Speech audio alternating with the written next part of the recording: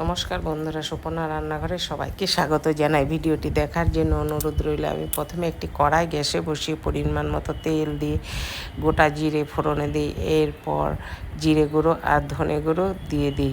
মশলাটা যাতে পুড়ে না যায় এর জন্য পরিমাণ মতো জল দিয়ে দিই। এরপর হলুদ গুঁড়ো আর লঙ্কা গুঁড়ো দিয়ে অল্প নাড়িয়ে নিই। এরপর 3খানা কাঁচা লঙ্কা দিয়ে দিই।